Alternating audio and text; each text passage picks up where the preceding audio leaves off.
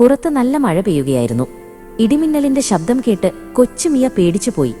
അമ്മ സോഫിയ മിയയെ അരികിൽ ചേർത്തിരുത്തി. മിയക്കുട്ടി പേടിക്കണ്ട, നമുക്കൊരു കഥ കേട്ടാലോ?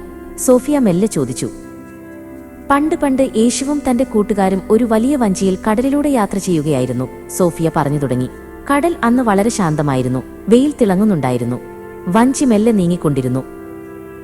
ഒരുപാട് ദൂരം യാത്ര ചെയ്തതുകൊണ്ട് യേശുവിന് നല്ല ക്ഷീണം തോന്നി. അദ്ദേഹം വഞ്ചിയുടെ ഒരു മൂലയിൽ തലയണ വെച്ച് സുഖമായി ഉറങ്ങിപ്പോയി. അദ്ദേഹത്തിന്റെ മുഖത്ത് നല്ല സമാധാനമുണ്ടായിരുന്നു. പെട്ടെന്നാണ് കാലാവസ്ഥ മാറിയത്. ആകാശം കറുത്ത് ഇരുണ്ടു. കാറ്റ് ശക്തിയായി വീശാൻ തുടങ്ങി.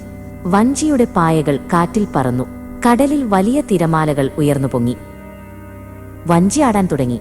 വെള്ളം വഞ്ചിക്കുള്ളിലേക്ക് അടിച്ചു കയറി. ശിഷ്യന്മാരെല്ലാവരും പേടിച്ചുപോയി. നമ്മൾ മുങ്ങിപ്പോകുമോ എന്ന് ഭയന്ന് അവർ വഞ്ചിയിൽ ഉറച്ചു പിടിച്ചിരുന്നു. ഒടുവിൽ അവർ ഓടിച്ചെന്ന് യേശുവിനെ വിളിച്ചുണർത്തി.